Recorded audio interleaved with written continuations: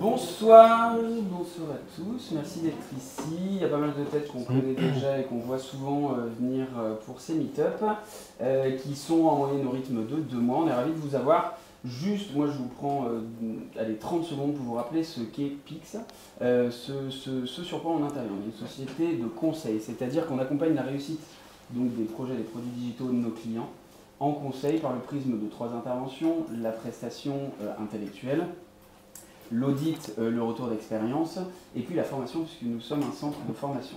Et le deuxième volet de notre activité, de notre engagement en tout cas, est d'accompagner la réussite de la carrière de nos consultants. Et donc aujourd'hui, vous avez eu la chance de voir 2 meet-up pour le prix d'un, pour une seule soirée en tout cas. Et donc je vous laisse d'ores et déjà avec ces 2 meet-up, et on va commencer par celui du grand Yannick. Merci Clément. Bonsoir à tous, merci à vous d'être là pour parler d'un sujet qui a priori vous passionne. Comment coder sans bug grâce à la programmation fonctionnelle. Déjà, est-ce que le débit de la voix est bon pour tout le monde? Oui. Parfait. L'idée de ce meet-up, c'est vous prendre un peu 20 bonnes minutes pour vous expliquer un peu les enjeux généraux derrière la conception des logiciels et pourquoi est-ce que la programmation fonctionnelle est un outil très utile pour ça. Et dans un premier temps, on peut se demander, coder sans bug, pourquoi faire?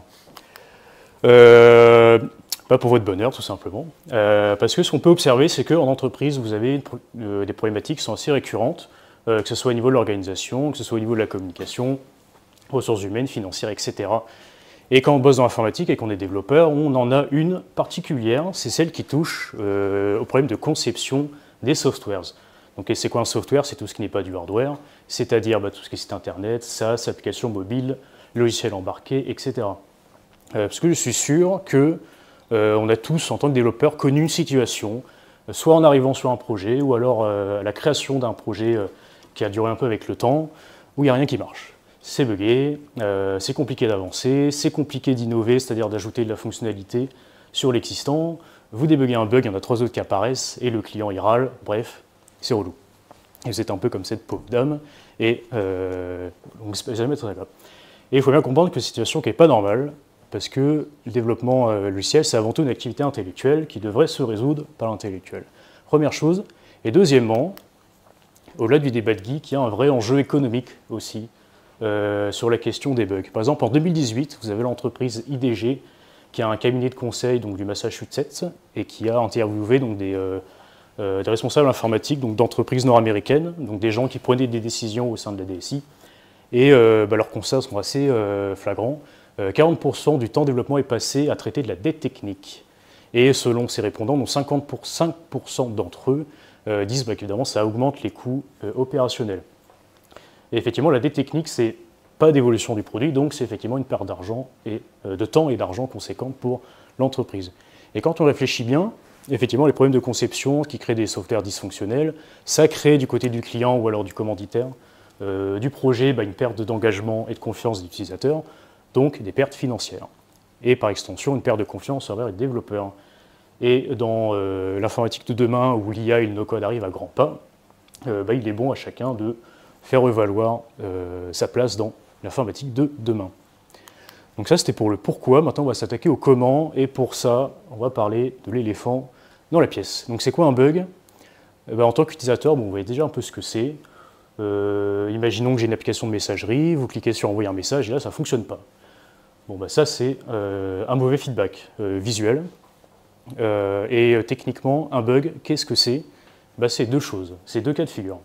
Premier cas de figure, votre code il est juste pas bon, parce qu'il faut se rappeler une chose, c'est qu'une machine, que ce soit la machine sur laquelle vous consommez le service digital ou alors sur laquelle le développeur travaille, c'est une machine qu'on dit déterministe. Donc en fait, elle fait tout ce pourquoi vous l'avez programmé. Donc soit vous l'avez mal programmé, soit il peut arriver que votre code il ait subi un effet de bord non désiré.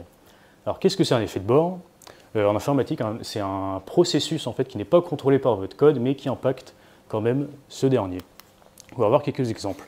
Donc là, dans mon petit scénario, c'est à ça que ressemble la fonction envoyer un message de mon application. Il y a 3 choses qui ne vont pas. Premièrement, mon graphiste, il a modifié l'identifiant de mon champ, il a renommé subject au lieu de sujet, et du coup dans mon code je ne récupère pas. Donc je ne récupère pas le contenu de mon sujet, du message que j'ai envoyé. Deuxième chose, j'ai utilisé donc une variable qu'on appelle global, c'est-à-dire qui n'est pas intrinsèque à mon code, et pour une raison ou pour une autre, ma variable n'est pas bonne, donc ça peut faire bugger mon code. Et un troisième exemple, c'est, là j'imagine que je passe par l'API de WhatsApp. Ouais, mais si le service il tombe, bon, bah, qu'est-ce qu'on fait? Donc ça c'est un exemple d'effet de bord à travers le code. Ça peut arriver aussi de d'autres manières. Par exemple, quand vous êtes plusieurs développeurs, vous partagez du code et que vous le modifiez, il y a des chances que ça marche ni chez l'un ni chez l'autre. C'est un peu dommage. Un troisième exemple qui a plus parlé aux fronteux qui font du state management, que ce soit Redux, NGRX ou autre. Vous avez des actions donc, qui modifient une donnée locale qui sont affichées dans l'interface, et des fois vous avez des actions qui modifient la mauvaise donnée au mauvais moment, et donc vous avez la mauvaise donnée dans votre interface. Donc ça peut arriver aussi. Ça, c'est les exemples. Et alors comment on fait pour les éviter? Une première solution, c'est de communiquer sur la manière de les éviter. Ça peut passer par la documentation, ça peut passer par le fait d'avoir un garant, donc c'est un tech lead, c'est un lead dev ou quelqu'un qui bosse depuis très longtemps sur le projet, depuis le début, et qui connaît tout. Il connaît tout, et puis donc là, souvent il y a un fonctionnement merge request pour faire valider les ajouts à cette personne, ou alors ça peut passer par une méthodologie de test, comme le test driven development ou le behavior driven development, pour ceux qui connaissent. Alors, ces méthodes-là sont intéressantes parce que les tests, c'est ni plus ni moins que l'historique en fait, des discussions que vous avez entre votre métier et le dev. Donc, c'est une partie intégrante de la communication. Et le problème de ces approches, c'est qu'en fait, elles rajoutent un peu de temps de travail supplémentaire. Bah oui, quand vous devez documenter votre code, tout le monde ne joue pas le jeu déjà. Parfois, vous modifiez le code, mais pas la documentation, donc ça crée ça fausse finalement le truc. Et quand vous avez du turnover, ça augmente aussi le risque de perdre l'information. Pour ce qui est du garant, pareil, si votre tech lead y part, vous n'avez plus d'infos concernant votre projet. Et aussi le temps de relecture à chaque fois de vos travaux, ça ralentit le temps de production de cette personne. Et pour ce qui est des méthodologies de test, là encore, il y a un temps d'apprentissage qui est conséquent, selon les profils, encore une fois. Comme notre objectif, c'est limiter les effets de bord, l'idée avec ces méthodes, c'est d'abord de les lister, et ça peut être un peu long et fastidieux. D'accord ? Et quand vous travaillez en équipe, vous n'êtes pas sûr que tout le monde joue le jeu non plus. Et d'ailleurs, pour ces méthodes-là, il y a un écueil aussi du tout doit être testé. Et ça ralentit fortement la mise en production. Donc nous, ce qu'on veut, c'est mieux que ça, c'est éviter les effets de bord, mais à travers le code. La suite après la pub. Oh. Ça, du coup, on ne peut pas. On ne peut pas, du moins dans l'absolu, à cause des limites de ce qui s'appelle la programmation impérative. Donc là, j'ai fait un peu de lexique. Qu'est-ce que c'est que la programmation impérative? Donc c'est un paradigme de programmation. C'est une classification, ça fait partie des classifications des langages informatiques, qui ont la même approche, donc soit sur le plan sémantique ou alors sur la manière de calculer, d'effectuer les calculs, tout simplement. Il faut savoir que c'est une classification qui sont discutables parce que les langages ils évoluent aussi. Par exemple, vous avez le langage PHP qui a été orienté objet à partir de la version 5. Donc c'est des classes mouvantes mais qui font assez bien consensus. Et donc pour ce qui est de la programmation impérative, donc c'est le paradigme qui est majoritaire dans les langages de programmation que vous utilisez aujourd'hui. Et avec des sous-branches que vous connaissez sans doute, donc la procédurale qui est à l'origine, donc avec le C, le Pascal, COBOL, PHP 4 et inférieur, la structurée qui est un peu une évolution de la programmation procédurale, et l'orienté objet que beaucoup connaissent sans doute, qui est elle-même une évolution de la programmation structurée. Et l'objectif en programmation impérative, ça va être de lister en fait les instructions que va effectuer votre machine. Et le problème de ça, c'est que toute instruction peut impacter une autre. Parfois c'est voulu. Quand vous faites dans l'embarqué, vous travaillez sur la RAM, etc. Donc ça peut être intéressant de remplir, vider les cases de la mémoire RAM. Souvent sur les gros projets, vous faites aussi sans vous en apercevoir. C'est ce qu'on a eu avec les effets de bord qui s'entremêlent. C'est jamais très bon. Et donc, cet effet-là, c'est ce qui fait les bugs, c'est ce qui fait les effets de bord non désirés dans un projet. Et pour rappel, on est totalement dans ce cas-là parce que un programme qui contrôle votre code de manière inadvertante, c'est typiquement ce genre de cas. Voilà. Et la raison à ça, elle se trouve dans ce qu'on appelle les fonctions impures. Donc en informatique, une fonction impure, c'est une partie d'un programme, qui dépend en fait d'un contexte extérieur. Donc petit exemple, ici, j'ai une fonction qui calcule, qui ajoute 1 à un nombre, et bien elle utilise donc une variable qui n'est pas dans le scope de la fonction, donc c'est ça une fonction impure. Et la différence donc, des fonctions pures, qui est le deuxième exemple, c'est une fonction qui travaille qu'avec son périmètre local. Voilà. Et donc évidemment, les fonctions pures ne créent pas d'effet de bord, donc il faut les privilégier davantage. Mais le problème, c'est que la plupart, c'est que les langages impératifs de manière générale, ils ne forcent pas à travailler justement avec ces fonctions pures.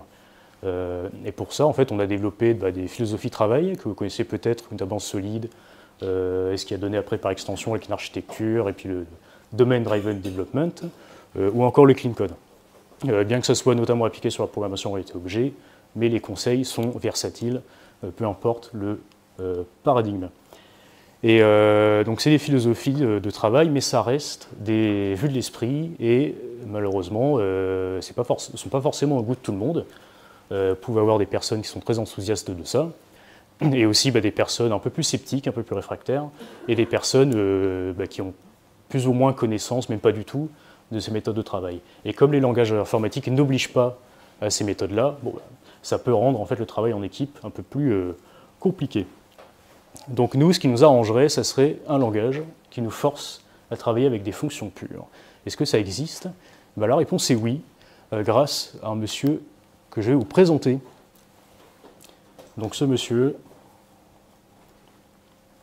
il s'appelle Alonzo Church. Donc c'était un mathématicien prolifique, donc de nationalité américaine, et qui a travaillé sur un domaine en informatique qui s'appelle la théorie de la calculabilité.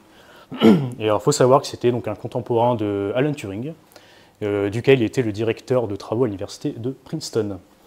Et donc ils ont d'ailleurs partagé des travaux en commun, notamment ce qu'on appelle, dans cette théorie de la calculabilité, la thèse de Church-Turing. Et ce monsieur, donc dans les années 30, il a inventé un système assez ingénieux qui s'appelle le lambda calculus. Donc qu'est-ce que c'est? Le principe, c'est de transformer une fonction mathématique en expression. Et toute fonction mathématique peut transformer en expression. J'ai pris un exemple avec la fonction carré, que vous avez vu au collège-lycée, sans doute. Donc c'est une fonction, on prend un nombre et ça le multiplie par lui-même, donc ça le renvoie au carré. Et donc vous avez le paramètre x et le corps de la fonction, ce qu'on appelle le corps, c'est l'opération adéquate. Et bien cette fonction, je peux la transformer en une expression selon le lambda calculus. Et donc on obtient donc lambda de x, c'est pour ça qu'on appelle ça le lambda calculus. Et après le point, c'est le corps de ma fonction. Et ce qui est génial avec ce système, c'est qu'en fait je peux prendre des expressions et les réutiliser pour en fabriquer d'autres, notamment l'expression cube, qui est un nombre multiplié par son carré. Et quand je développe mon expression carré, je prends le corps et je le remets à l'intérieur, et j'obtiens bien x fois x, le cube de mon nombre. Donc là c'est un exemple très très sommaire pour vous montrer qu'on peut composer pas mal de choses, et notamment, attention ça piquer les yeux, ne lisez pas, sinon vous allez faire une syncope. Mais on peut fabriquer notamment des opérateurs booléens et des nombres. C'est ce qui s'appelle l'encodage de Church. Voilà. Et donc c'est ce modèle-là qui est à la base des langages de programmation fonctionnels. Et quand je prends mon exemple en bas, je vous ai fait un petit programme qui fait pas grand-chose, mais qui en fait est un calcul d'expression, donc ça ne renvoie pas le nombre 3, ça renvoie l'expression SRI selon le système du lambda calculus que vous voyez ici. Donc voilà. Et alors pourquoi est-ce que les effets de bord sont évités dans ces cas-là? Eh bien, parce que le développeur qui travaille avec ce genre d'outils ne travaille qu'avec l'assemblage en fait, d'expressions, donc il n'a jamais accès en fait, à l'état du programme de l'ordinateur. Et une expression, c'est ni plus ni moins qu'une fonction pure. Donc aucun effet de bord possible parce qu'on ne travaille qu'avec cela. Et donc la programmation fonctionnelle, voilà, c'est ça. C'est un paradigme de programmation qui se base sur l'évaluation de fonctions mathématiques grâce au lambda calculus. Pour la petite définition, c'est un sous-genre de la programmation donc déclarative, dont l'objectif en fait c'est de déclarer, programmer en fait de manière déclarative. Et par exemple, le HTML et le CSS sont des langages déclaratifs parce que, pour reprendre un petit adage qui est souvent utilisé, en programmation impérative on décrit le comment et en programmation déclarative on décrit le quoi. Et pour continuer donc mon petit registre de définition, on parle aussi de langage fonctionnel pour les langages qui utilisent ce paradigme-là. Vous avez des langages totalement fonctionnels, comme le Haskell que je vais vous présenter un petit peu, ou le Clojure. Et encore une fois, comme j'ai expliqué, c'est une classification qui est toujours ambivalente. Vous avez des langages qui implémentent plusieurs paradigmes à la fois. On dit qu'ils sont multi-paradigmes. C'est le cas par exemple de JavaScript, Elixir, Scala ou Rust. Et ces langages-là, en particulier, ils sont partiellement fonctionnels. Alors comment ça se code? Donc là, à gauche, vous avez un exemple de code en Haskell. Il y a des chances que vous y compreniez rien, c'est normal, vous en faites pas. Il y a une raison à ça, c'est que ça demande de connaître aussi beaucoup de concepts mathématiques, parce qu'évidemment, vous l'avez compris, on est en plein dans les maths, avant de pouvoir coder en fonctionnel. Et malheureusement, je ne vais pas avoir le temps pendant ce meet-up de tous vous les apprendre, mais on va tricher un petit peu pour la suite, on va pouvoir utiliser des langages impératifs pour utiliser certaines structures de langage fonctionnel. Pourquoi? Parce qu'il y a des langages comme ceux que vous voyez qui implémentent les lambda fonctions. Donc c'est le cas de JavaScript, Python et Java. Avec les closures, c'est plus ou moins la même chose. Et donc quand je fais un peu de refactoring sur mon code d'avant, eh bien on obtient ça. C'est un peu plus clair. Donc ça c'est un exemple en TypeScript. Pour ça j'ai installé une librairie qui est assez pratique pour du fonctionnel qui s'appelle fp-ts. Et donc quand on analyse ce code, on y voit que c'est un peu plus clair. Déjà premièrement, l'identifiant de l'utilisateur, bon, j'ai créé ce qu'on appelle un type composé, c'est un type de données un peu plus parlant que les types primitifs, ça évite en fait d'avoir des mauvais formats de données à certains endroits. Et ensuite, quand je récupère mon sujet, je ne récupère pas juste la donnée de mon formulaire, je récupère une structure de données qui s'appelle option. Et option, c'est une structure de données donc, qui vaut soit une chaîne de caractères, comme j'ai défini ici par string, ou soit la valeur none.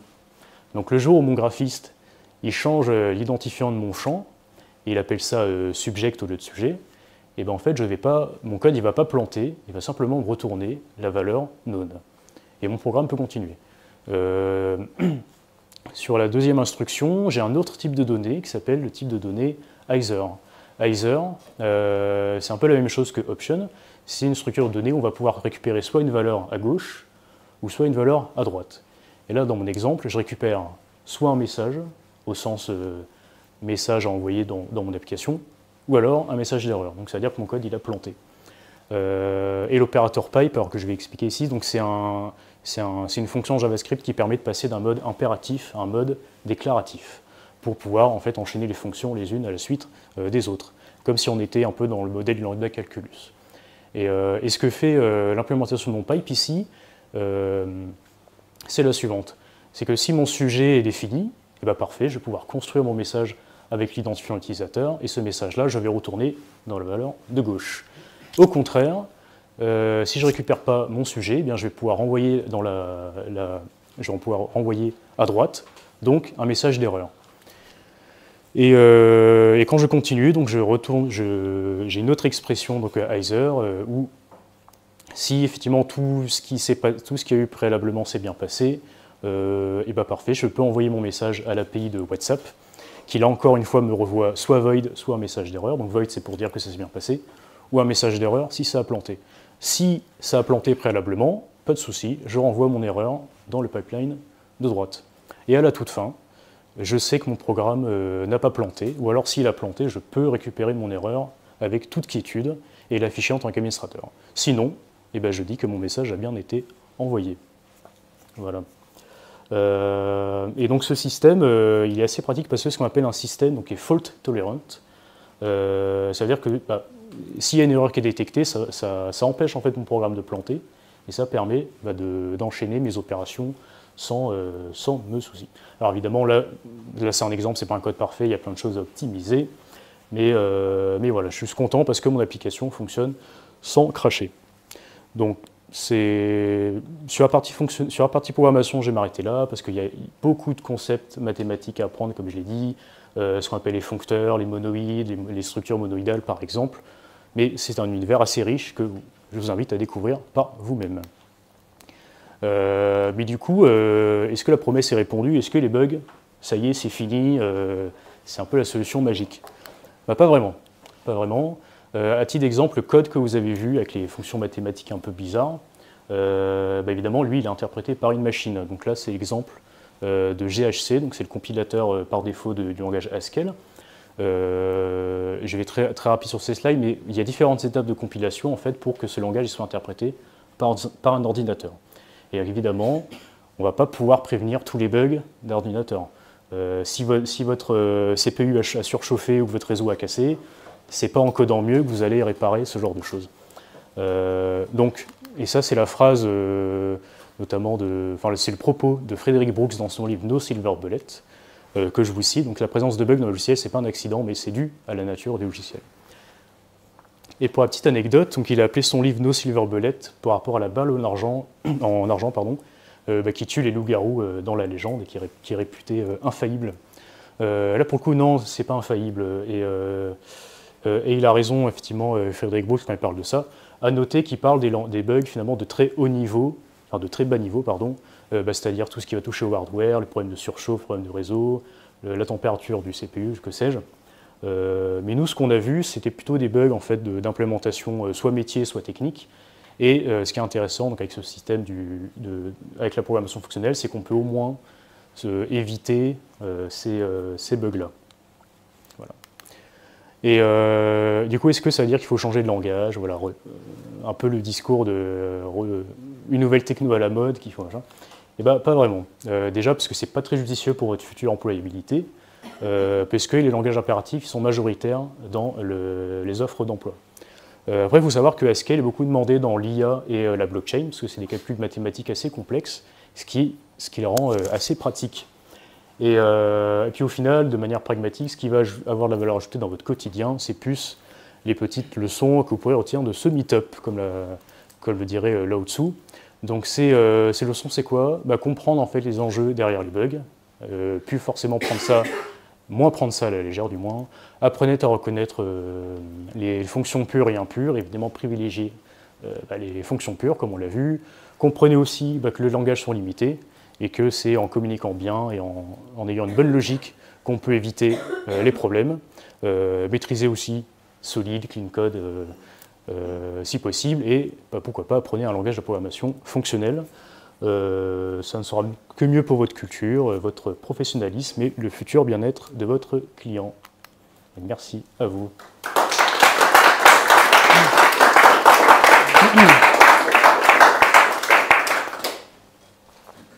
Si vous avez des questions. Ouais, j'en ai une. Au final, ce que tu présentes là, c'est beaucoup de la tolérance à la panne, enfin ce qu'on appelle généralement la tolérance à la panne. Mais comme tu disais, tout ce qui est bas niveau, on ne peut pas le gérer. Mais au final, si on revient à ton introduction, où tu disais un bug c'est quoi? C'est quand tu cliques sur envoyer un message et que ça ne répond pas ou qu'il y a eu un bug. Mais au final, côté utilisateur, un bug, même s'il sera géré, ça restera un bug, qu'il soit hardware ou software en fait. Donc au final, ce n'est que juste une manière de... Si je vulgarise la chose, c'est juste une manière de dire, en cas d'échec, comment se comporte mon application. Oui, c'est ça, c'est beaucoup ça, mais en fait, c'est ce qui permet c'est ce qui fait c'est tout l'enjeu en fait. C'est-à-dire que vous, en tant que développeur, ce qui va causer des bugs, mais pas forcément dans l'instant présent, mais à l'avenir, c'est des cas où vous n'avez pas géré, c'est des structures de données, voilà, vous pensez que votre input, entre guillemets, il est bon, et puis en final, c'est pas forcément ce que vous voulez, mais finalement, c'est ça le nerf de la guerre aussi. C'est d'avoir un système fault tolerant, comme tu l'as dit. Parce que l'enjeu aussi, c'est pas d'avoir le bug qui est immédiatement détecté, qui va être notifié, pour qu'on puisse le gérer, plutôt que l'avoir qui passe en soum-soum, et puis on s'en rend compte 4 semaines plus tard, quand la base de données est corrompue. Ouais. Ça, c'est les méthodos de test. Et après, voilà, moi, l'idée que j'ai développée, c'est que voilà, c'est des méthodes de travail qui sont pas forcément au goût de tout le monde, parce que voilà, il y a des temps d'apprentissage aussi. Ça peut être long à mettre en place en fonction de la maturité des équipes, et que c'est pas inhérent au langage, et qu'en fait, c'est assez dur finalement de se projeter sur quel va être le test qui va planter. Et l'idée de la programmation fonctionnelle, c'est qu'elle vous laisse pas le loisir en fait de deviner ce qui va se passer. En fait, vous le savez d'avance, quoi. Parce que tout est fait, tout est un système d'input et d'output, et il n'y a pas d'effet de bord ah tiens, et si ça en fait ça casse à tel endroit à tel moment, non, parce que vous savez précisément ce que vous faites, quoi. C'est un peu l'adage d'ailleurs, c'est oui, ça. En fonctionnel, on décrit les choses pour ce qu'elles sont et pas pour ce qu'elles font, quoi. Voilà. Si ça répond à ta question. Voilà. Donc tes tests c'est toujours le vrai et le faux positif. Ah oui, mais surtout que, alors ça c'est une autre logique intéressante, c'est que comme c'est que des fonctions pures, comme je vous l'ai montré, en fait c'est des fonctions qui vont toujours envoyer la même chose. Donc en fait c'est idempotent, je crois le mot en mathématiques. Et effectivement, il n'y a pas besoin de tester est-ce que si je renvoie 1, 2, 3 dans ma fonction, qu'est-ce qui se passe? Parce que c'est vraiment censé renvoyer la même chose. Donc effectivement, ça facilite aussi la couverture de test, parce que du coup, il y en a pas. Alors en SQL, c'est quand même possible de faire des tests, mais oui, en tout cas, ça aide aussi à la couverture de tests de programmer en déclaratif comme ça. Voilà. Et ben, s'il n'y a pas d'autres questions, je vais vous laisser avec mon collègue Luc. Merci à vous.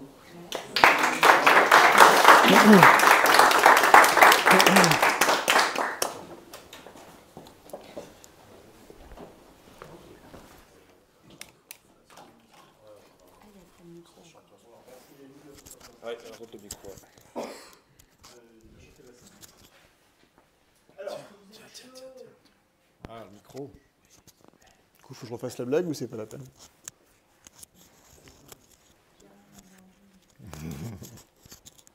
Désolé. Ça tient pas.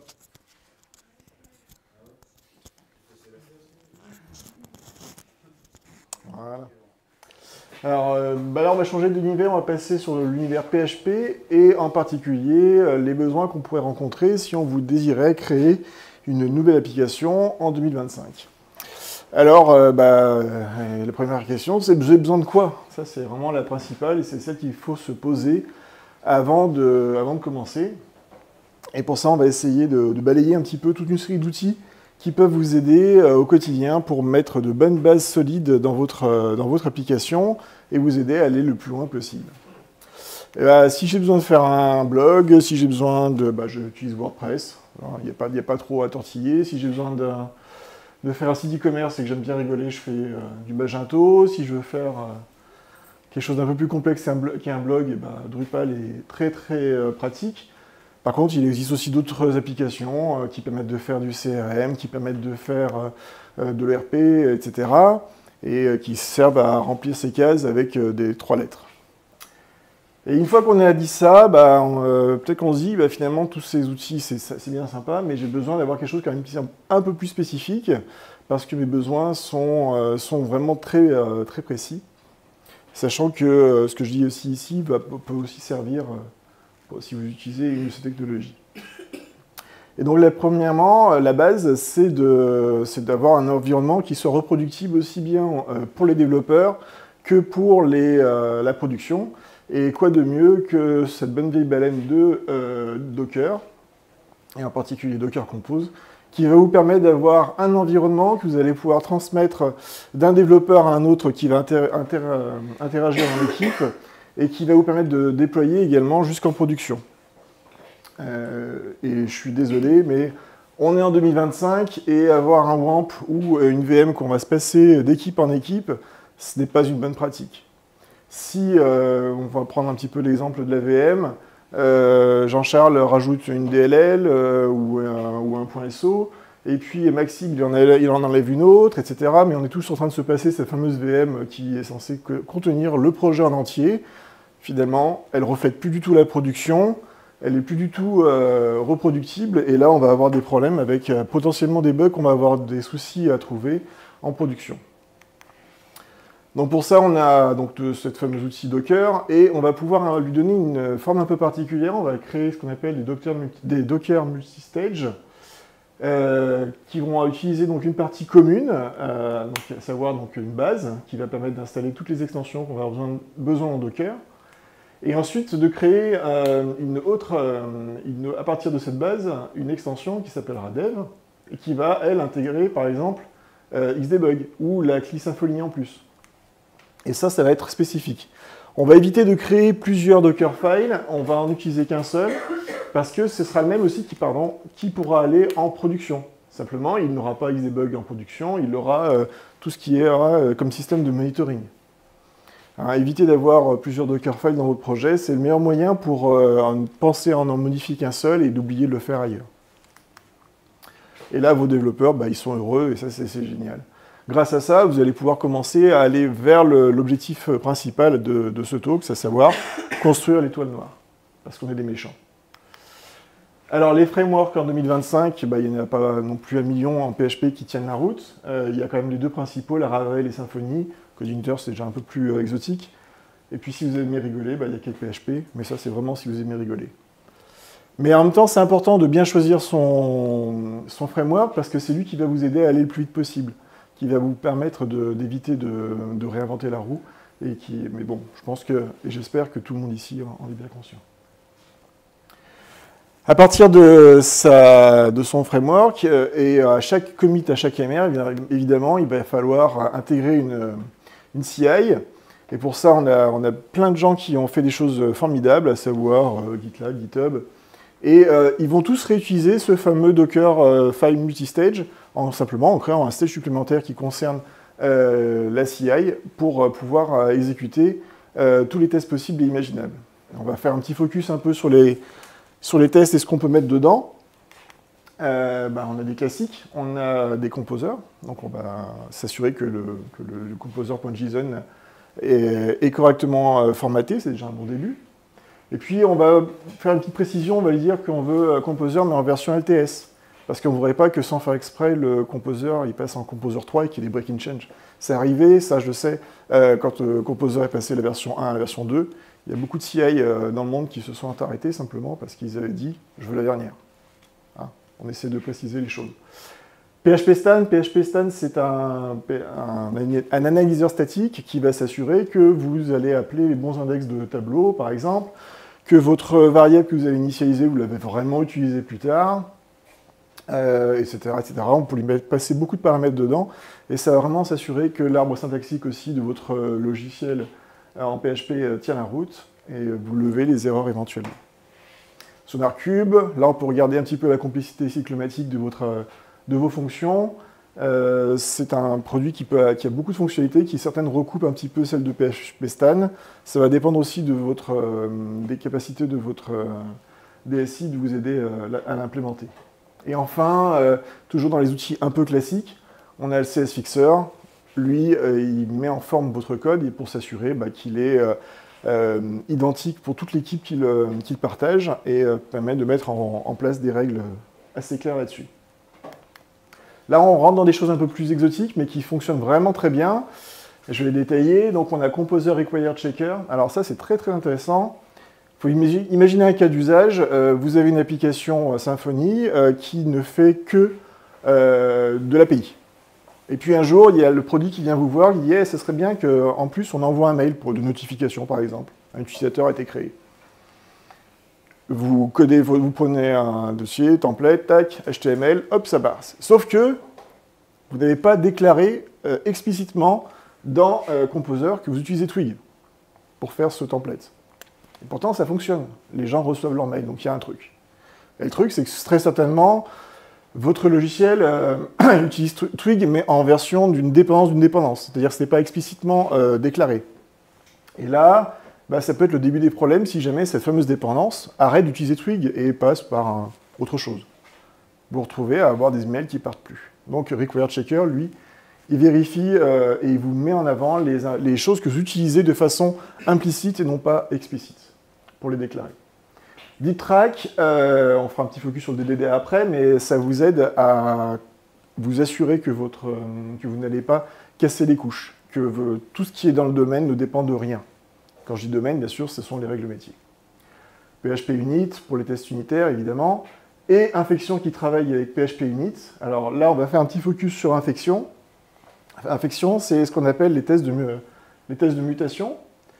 Ça va s'assurer que vos tests sont bien, enfin, testent vraiment quelque chose d'efficace. Alors, comment ça fonctionne? Ça fonctionne, hop, comme ça. On va générer un mutant. On va vérifier que le test casse. Si le test casse, tout va bien. Si le test passe, là, il y a un problème. C'est-à-dire que votre test n'était pas concluant. Donc, c'est vraiment les 3 étapes. Génération, exécution et analyse de résultats. Ce qu'il faut savoir, c'est qu'après avoir exécuté des tests de mutation avec infection, on a un pourcentage de réussite. On n'a pas un oui ou un non, on a un pourcentage de réussite. Ce qu'il faut savoir, c'est que bien sûr, les tests de mutation, ça existe dans d'autres langages, en Ruby, en PHP, en Java, etc. Ça vous permet vraiment de vous assurer que votre code tient la route. Donc là, on va avoir plus de détails. Donc j'ai une fonction qui est assez simple, qui fait A plus B. Donc là, naturellement, n'importe quel développeur, pour faire son test, il va s'assurer que A, 2 plus 3 font bien 5, il n'y a pas de souci là-dessus. Et on va lancer ensuite Infection, qui va remplacer le plus par un moins, parce que c'est ce qu'il fait. Et on va se retrouver avec 80% ou 90% de couverture de test. On se dit, mince, pourtant j'ai testé correctement. Et puis alors la fonction, elle est simple, il n'y a pas de raison. Et voilà la tête du butant. Comment ça se passe? En réalité, on repart sur notre test qu'on avait réalisé tout à l'heure. Et on va lui rajouter que, attention, moi je m'assurais que ce que tu me rentrais dans la fonction, c'était bien les entiers, mais les entiers, ça peut être aussi négatif. Donc pour ça, on va s'assurer que les valeurs négatives, quand on les saisit, quand on est dans la fonction, qu'elles sont correctement testées. Et là, on est content, on est heureux, on a enfin 100% de code coverage. Alors bien sûr, 100% de code coverage, on en reparlera un peu plus tard, mais à mon sens, ça concerne surtout les règles métiers. Et là, notre mutant, il fait la gueule. Et ça me fait plaisir, parce que ça, c'est à cause de George Lucas qu'on en est arrivé là. Alors, on va continuer un petit peu. Une fois qu'on a nos tests, une fois qu'on a notre CI, notre environnement reproductible, il va falloir qu'on se mette un petit peu à discuter avec notre PO, avec nos PO, de ce qu'elle est censée faire. Et puis s'assurer surtout qu'on parle la même langue. Ça, c'est important. Et parler la même langue, ça correspond un petit peu à ça. Donc, créer un langage commun pour les gouverner tous et un langage commun pour les trouver, les amener tous. Et alors, j'ai enlevé dans les ténèbres léguées parce que c'était un peu craignos, puis ça n'avait pas de sens dans ma phrase, mais ça me faisait plaisir. Et puis ça, c'est totalement gratuit, ça ne sert à rien. Mais dans les langages communs, je vais vous donner un exemple. Qu'est-ce que c'est pour vous, ceci? Un frigo? Oui, non? Un wagon, merci. Et ça? Ça, c'est une voiture, merci. Toi, tu l'as déjà vu, ma présentation. Tu le savais déjà? Effectivement, un wagon, ça transporte du bétail, ça transporte des matériaux, ça transporte plein de choses, mais ça ne transporte pas d'humains. Alors qu'à l'inverse, ça transporte des humains. Et mine de rien, au premier abord, quand on est développeur et qu'on arrive sur une nouvelle mission ou dans une nouvelle équipe, et on ne connaît pas ce langage, on ne connaît pas ses utilités, deux choses qui nous paraissent identiques, en fait, en réalité, ne sont pas du tout. Donc le langage commun, l'ubiquitous language, exactement, sert à ça. Une fois qu'on a notre ubiquitous language, il va falloir commencer un petit peu à coder, et surtout à se mettre d'accord sur une architecture logicielle qui va vous permettre d'aller le plus loin possible. Et là, il y a deux choix. Le MVC, classique, modèle vue contrôleur, ça fonctionne très bien, mais c'est à privilégier pour les petits projets ou les projets qui n'ont pas vocation à durer très longtemps. Dont on sait très bien que, quoi qu'il arrive, au bout de 3 ans, le projet, on va l'arrêter. Je prends souvent un peu l'exemple la billetterie. On veut une billetterie pour, soyons fous, pour les Jeux Olympiques dans 4 ans. On ne va pas vendre des billets dans 5 ans. C'est fini. On arrête, le truc est jeté. C'est peut-être pas le meilleur exemple, c'est un exemple qui semble parlant. Après, on a d'autres choses, on a des choses qui sont assez intéressantes. On a le DDD, Domain Driven Design, ou son implémentation, l'hexagonal, qui va vous permettre vraiment de séparer la logique métier, les règles très importantes qui vont faire votre business, de votre framework. Et ça, c'est le DDD qui va vous aider là-dedans. Alors, ce qu'il faut vraiment comprendre, c'est que toutes ces règles-là, on va les circoncire au DDD, et surtout, on va faire très attention à ne pas les faire sortir de ce domaine. Donc, je reprends mon exemple. On a souvent 3 parties dans un projet en DDD. On a la partie infrastructure, la partie applicative et la partie domaine. Donc là, on va petit focus sur la partie infrastructure. C'est là où le choix de votre framework est important. Là où celui que vous avez choisi est par rapport à votre équipe, parce que c'est là où elle va être la plus performante. Donc ce qu'il faut toujours imaginer, c'est que quand je fais rentrer un utilisateur, que ce soit via une CLI, en lecture d'un CSV, ou via un formulaire, à la fin, dans mon domaine, c'est toujours un utilisateur et ça reste un utilisateur. Il n'y a pas de différence. Peu importe l'endroit par lequel il est rentré. Et on est lié à son framework pour aller le plus vite possible. Par contre, dans le domaine, c'est l'inverse. Là, on applique les règles métiers. On dit qu'un utilisateur ne peut pas avoir de date de naissance dans le futur. On ne la connaît pas. On ne peut pas non plus avoir une date de naissance, date de décès dans le futur. Ou alors, vous êtes un tueur. Ça, c'est important parce que des fois... Pardon ? Le Death Note. Le Death Note, oui, alors, c'est un peu particulier celui-là. Mais normalement, on n'est pas censé mourir dans le futur, enfin, on ne sait pas quand on va mourir. C'est un exemple un peu trivial, mais c'est un peu ça. Ce qui est important aussi, c'est qu'aucune partie de votre framework ne doit être présente dans votre domaine pour la bonne et simple raison que c'est un code qui va devoir voyager dans le temps. Votre framework, il va passer la version 2, la version 3, la version 4, etc. Et par contre, vos règles métiers, elles, il faut qu'elles soient stables. Il faut que vous soyez sûr d'elles. Et le meilleur moyen pour qu'elles soient stables, c'est de ne surtout pas mettre de framework à l'intérieur. Les voteurs, ça, on oublie. Et enfin, pour lier tout ça, on a la couche applicative qui est là pour vous et qui va vous aider et qui va normalement être lisible même par votre PO. Alors, je ne vais pas donner le nom de PO parce que ça s'est mal passé la dernière fois. Non, c'était une blague. Effectivement, votre PO doit être capable de comprendre les US, puisque c'est lui qui les a rédigés, et elles doivent être reflétées dans votre code au niveau de votre code applicatif. Et enfin, on va essayer de formaliser un petit peu tout ça de façon visuelle. Donc là, c'est un exemple d'arborescence qui est utilisé, qui est assez pratique. Donc on a notre domaine qui est ici, avec notre application, notre infrastructure, et là, tous les ports, donc c'est tout ce par quoi rentrent vos flux entrants.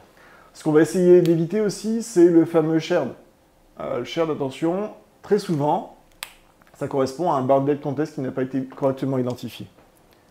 Même si vous avez du code qui doit être en commun, c'est pas grave, vous faites du DDD, vous faites de la duplication. S'il y a trop de duplication, c'est, je veux dire, par là que si vous avez plus de 3 fois la même chose, là vous commencez à vous poser la question, est-ce que par exemple, je n'aurais pas un bounded context qui serait caché et que je n'aurais pas identifié? Et donc là, peut-être des refactorisations. Voilà. Alors, on a notre environnement, on a notre langage commun, on a notre framework, on a également notre façon de coder, enfin notre structuration de code, pardon. Qu'est-ce qui nous manque pour fabriquer ça? Eh bien, du contexte, des logs. Il faut savoir comment ça vit notre application. Donc pour ça, on va pas simplement lancer un log qui dit que tout va mal ou que tout va bien. On va essayer de donner du contexte quand ça va mal. On va dire attention, ça a planté ici. Voilà la stack trace, les headers que j'ai envoyés, la requête exacte que j'ai envoyée et pas simplement attention, ça a planté dans un log. On essaie vraiment de contextualiser. Donc ça, c'est un exemple de code qui surcharge en fait la fonction simplement j'ai mangé son nom de monologue. Et puis au-delà de ça, on va rajouter également de l'observabilité et du monitoring. Et pour ça, il y a des gens qui ont fait des études pour nous, Gartner en l'occurrence, qui a testé une 50aine de logiciels et qui ont sortir un top. Bon, si votre application utilise un de ces logiciels, vous êtes tranquille, vous avez quand même quelque chose qui tient la route. Comment ça se passe pour faire du monitoring? C'est pas simplement lire des logs, c'est surtout voir comment vit votre application. Je donne un exemple, votre application peut être up correctement, mais avoir des temps de réponse pas toujours idéal. Simplement, quand vous lisez les nombres de fois que tel endpoint est appelé, vous vous rendez compte que pendant une minute, c'est appelé 6000 fois. Peut-être que dans les 6000 fois, il n'y en a peut-être que 3 en réalité sur 6000 qui sont pertinents.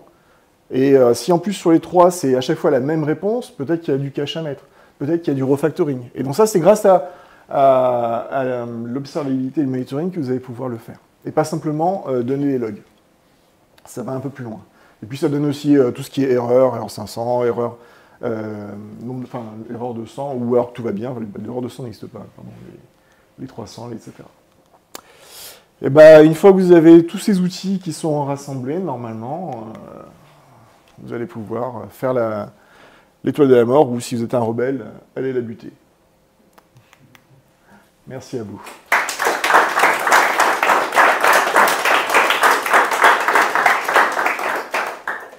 Est-ce que vous avez des questions?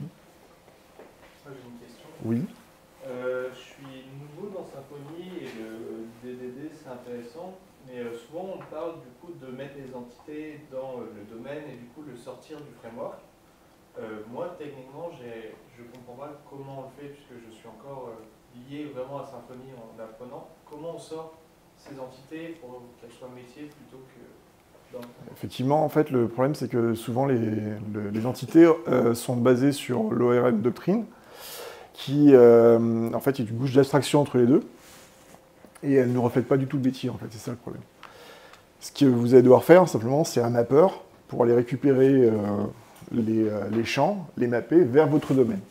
Et donc, c'est le domaine qui, lui, va s'assurer, au-delà de simplement stocker un utilisateur, comme j'ai dit tout à l'heure, que les règles métiers de mon domaine sont correctes. Après, j'ai un collègue à moi qui est juste à côté de toi, c'est pas un grand fan de doctrine, et je le suis pas non plus. Faisons des requêtes en utilisant juste des balles, c'est très bien. Et puis, la partie entity, peut-être pas nécessaire. Ça permettra d'accélérer en plus souvent les processus. Si je peux rajouter à ta réponse, il y a un pattern qui s'appelle l'anti-corruption layer. Je t'invite vraiment à renseigner dessus parce que c'est ça qui permet en fait justement de casser ce côté-là en fait, d'avoir des vraies entités.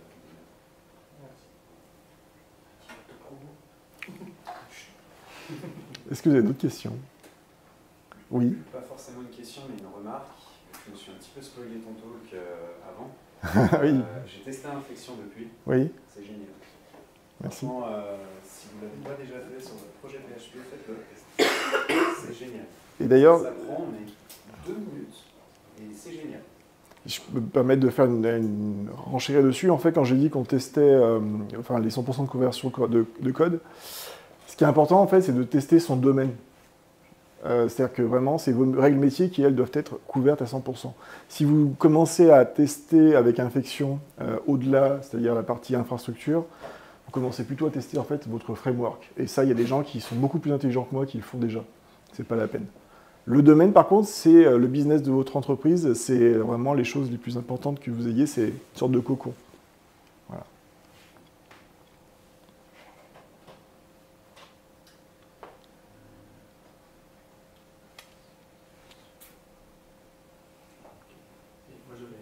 Oui, vas-y, je t'en prie. C'était sur les Docker, Oui. de favoriser des Docker multistage. Oui. Par exemple, si on a une application qui va embarquer un front, imaginons du Vue, qui ne soit pas dans l'application Symfony, est-ce que c'est intéressant d'avoir un Docker Compose qui va orchestrer un Dockerfile pour l'API et un Dockerfile pour le front, ou est-ce que c'est bien d'essayer de tout rassembler, et front et API, dans un Docker multistage? Ça va dépendre de ton entreprise, de ta philosophie. Il y en a qui aiment bien séparer, il y en a d'autres qui aiment bien faire des monorepos. Ce qu'il faut savoir, c'est que le Docker Compose, différent du Dockerfile, ne va pas en production. Donc, tu peux faire un petit peu ce que tu veux, c'est pour ton environnement de développement. Par contre, ton Dockerfile, lui, il va être pris tel quel par C'est les gens qui font du DevOps ou d'autres, ou même AWS, etc. Et lui, il va être lu. Mais par contre, Docker Compose, jamais. Ça ne va pas en production, ça. Parce qu'il n'y a pas de système de hot reload, il n'y a pas de système. C'est pas fait pour, en fait. C'est vraiment fait pour les environnements de développement.